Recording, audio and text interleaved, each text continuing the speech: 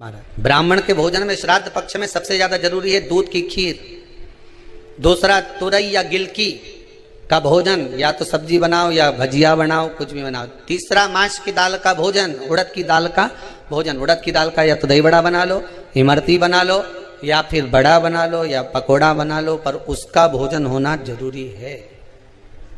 3 भाग दूध का भोजन आहूतों के हिस्से में चले जाता है, गिलकी और तुरई का भोजन पितरों के हिस्से में चले जाता है, मांस की दाल का भोजन, उड़द की दाल का भोजन प्रेतों के हिस्से में चले जाता है।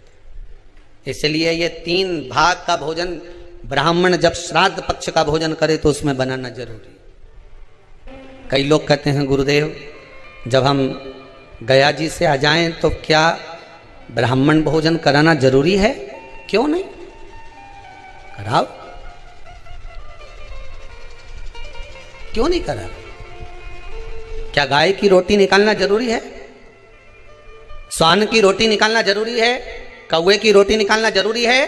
हम कहते हैं अगर श्राद्ध गया जी का हो गया तो भले कौवे की मत निकालो, पर गाय की, स्वान की, ब्राह्मण जन की भोजन प्रसादी जरूरी। देखिए जब ज्यादा घर में पितृदोष हो ना, ऐसा लगे कि पितृदोष बहुत ज्यादा है, 1 रुपये कमा रहे हैं, 1.25 रुपये खर्च हो रहा है, हाथ में पैसा नहीं टिक रहा, दुकान 4 दिन अच्छी चल रही है, फिर व्यापार डाउन हो जाता है, कोई पैसा लेकर भग गया, नहीं दे रहा, कहीं कर्जा मात्रा बढ़ गई है, ये पितृदोष के लक्षण है कुछ। इसमें आपके घर में जो भी रुद्राक्ष पड़ा हो, जो भी रुद्राक्ष रखा हो, क्योंकि संभाल के तो आप रखते नहीं, पटक देते हो यहां, जो भी रुद्राक्ष आपके घर में रखा हुआ, एक पानी के पात्र में उस रुद्राक्ष को डाल दीजिए, उसमें 1 चावल का दाना डाल दीजिए। महाराज परिंदा जहां होता है, मटका, हंडा या रसोई घर में आपका जो पानी भरने का स्थान होता है, जिसको आरो वारो क्या क्या लगा के रखते हो, उसी के कहीं पास में उस कलश को रख दीजिए, ऊपर से उसको ढक दीजिए। शाम के समय, सुबह रखा 10 बजे से 12 बजे के बीच में, शाम के समय प्रदोष काल में भगवान शंकर का नाम स्मरण कर कर, ओम नमः शिवाय बोलकर, श्री शिवाय नमस्तुभ्यम बोलकर, या महामृत्युंजय मंत्र का स्मरण कर कर, या गायत्री मंत्र का स्मरण कर कर, जो मंत्र आपकी बुद्धि में, विवेक में समाहित हो, उस मंत्र का नाम लेकर राम कृष्ण हरि जो बोल सकते हो, एक घी का दिया अवश्य प्रज्वलित करें, लंबी बाती का। कौन सी बाती का? फूल बत्ती का नहीं, गोल बत्ती का नहीं, लंबी बाती का। बत्ती का मुख दक्षिण की ओर, कहां पर होना चाहिए? दक्षिण की ओर, ना पूरब, ना पश्चिम, ना उत्तर। बत्ती का मुख कहां हो? दक्षिण की ओर। जैसे श्राद्ध पक्ष में ब्राह्मण को जब भोजन कराते हैं तो ब्राह्मण का मुख श्राद्ध पक्ष के भोजन कराते समय अगर पूरब, पश्चिम और उत्तर का होता है तो श्राद्ध के भोजन का फल नहीं मिलता।